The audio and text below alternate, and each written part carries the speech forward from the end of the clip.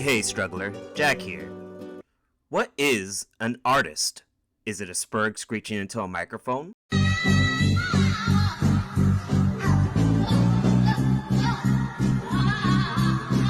A public display of littering. Perhaps more screeching, but this time naked. Perhaps it's purposely inducing a UTI infection to ferment inside a tank with a crucifix in it, for some people can know, yeah, I know what Reddit is. One thing we can all agree on, for sure, is that, more often than not, they're fucking insane. Present company excluded, of course. I'm the only sane one here. Well, that being said, I have a story to tell you. This is the not-so-long story of Caravaggio. Caravaggio. A genius painter with the emotional stability of a lit match in a wine cellar. Caravaggio paints saints like they're real people you'd see outside a tavern at midnight. Dirty feet, exhausted faces, harsh lights, cutting through the darkness. Armed with classic Italian dishes, ready to assault you. His signature move, chiaro oscuro. Dramatic light and shadow. His lifestyle is chiaro o no. Get it? Chiaro. Oh no! He's a degenerate. And this is important. This man didn't discover art. He got drafted into it. At 12 years old, in 1584, he apprenticed in Milan. Then he hits Rome around 1592 and his career just fucking detonates.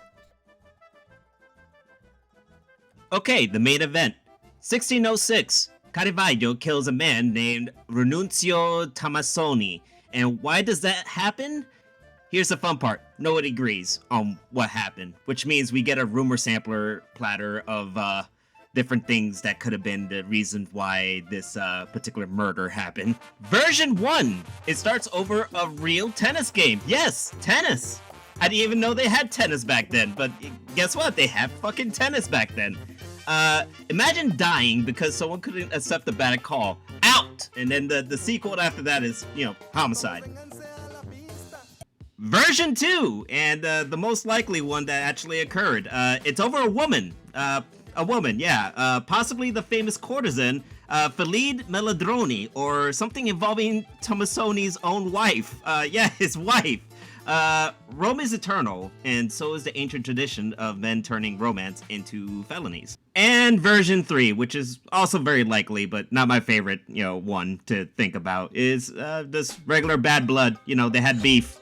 It's all ego and street violence, and they just didn't fucking like each other to such a point that they would kill one another if they could. And, well, one did. And it escalates into the kind of I meant to prove a point wound that becomes oops, that wound was very fatal. My bad. Whatever the spark was, the result is the same.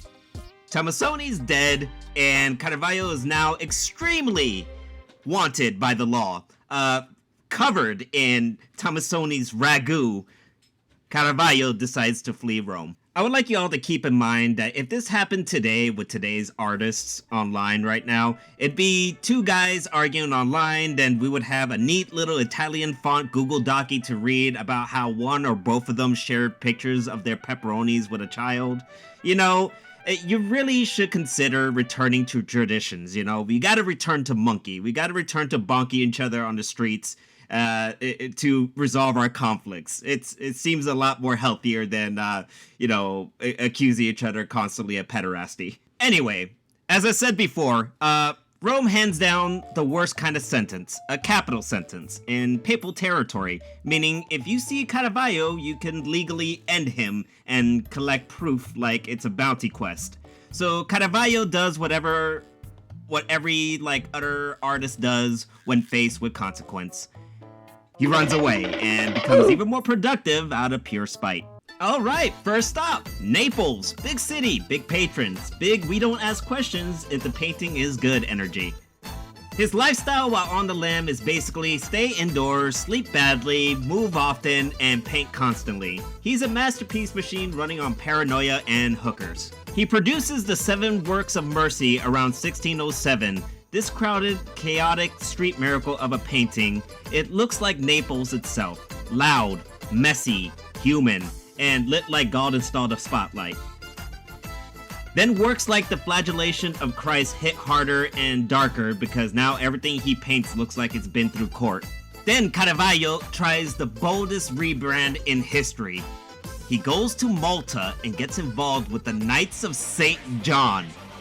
Because nothing screams, I'm turning my life around, like joining an armed religious order while you're wanted for murder by the fucking papacy. But hey, it fucking worked. For a little bit. A little while later. In Malta, he paints the beheading of St. John the Baptist in 1608. Giant, brutal, unforgettable. Sacred art with the emotional tone of a true crime documentary. Man, look at those colors. Look at that lighting. It's pretty. And then, because he cannot physically behave, he gets arrested. The strongest story we got about that one is that he got into a violent incident and assaulted a high-ranking knight, Fra Giovanni Rodomonte Rooro Count della Vezza. I probably said that wrong. Which is like punching a senator in the Pentagon. So they put him in a nice place where they basically told him, you're not like fucking going anywhere. And the place in question, they lock him up in Fort St. Angelo, and Caravaggio responds with the most Caravaggio solution possible. Yeah, he fucking escapes. Yeah, he escapes. Early October in 1608, just gone. On a boat to Sicily, allegedly with inside help. That's all we know about that. He just escaped. We don't know how. He just... bye, he left. Now he's in Sicily, bouncing city to city, and his friend Mario Miniti,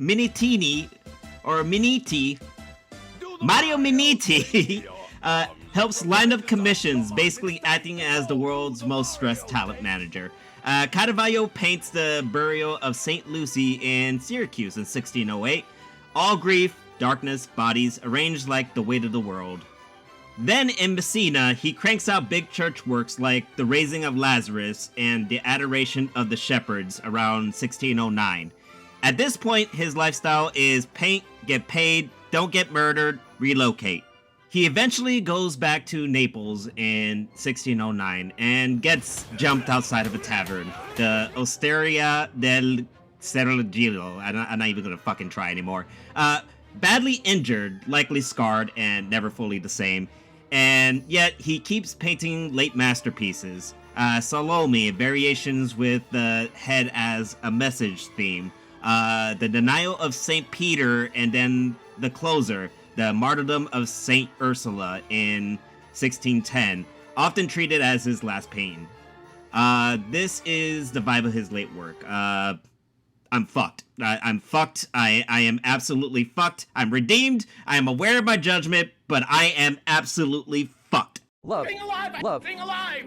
Love. Breathing. Love. Being alive. I'm in tremendous Joy. I'm in tremendous Joy. Lovely. Lovely. Lovely. I'm in so much Joy. I'm in so much Joy. I'm in so much Joy. About this time, I'd imagine anyone would be homesick and missing their favorite bop. So, how does he try to get back to Rome? Not by mailing the Pope directly like a cursed Etsy seller. He works through power. Enter Cardinal Sifoni Borges, nephew of Pope Paul V. Not Borgias, different flavor of elite sociopath. Borges is basically an art collector with political authority. Caravaggio's strategy is painfully simple. Please help me get a pardon. Here's a painting so meaningful it should count as legal evidence. Now that's where David with the head of Goliath comes in. Widely read as a plea of mercy with the beheaded face resembling Caravaggio's. Translation, I know what I've done. Here's my head metaphorically on a platter for you. What? Yeah, just imagine that for a moment. Just someone offended you so bad that they painted a detailed head, like their own head, severed, and gave that to you as a sorry. That's what happened just now. That's what happened. And here's the cruel comedy of it all. He likely does secure a pardon, or was on the edge of actually receiving one around 1610-ish. He sets off to his last destination, Rome. There awaiting him, the gentle whiskers of a woman in a bordello. Then the universe hits him with the most tragic loading screen ever. Delays, confusion, lost time. Accounts vary about what happened around this time.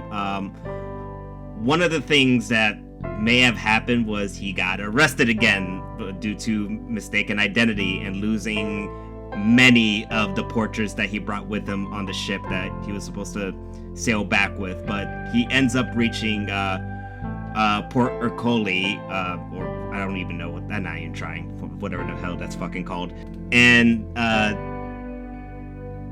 dies there in 1610. Often reported as a fever. He just chased after the ship on foot and land, and he's just there on the beach, dead. So the greatest painter alive doesn't get a grand triumphant finale. He gets one last journey, one last maybe, and a hard cut to black.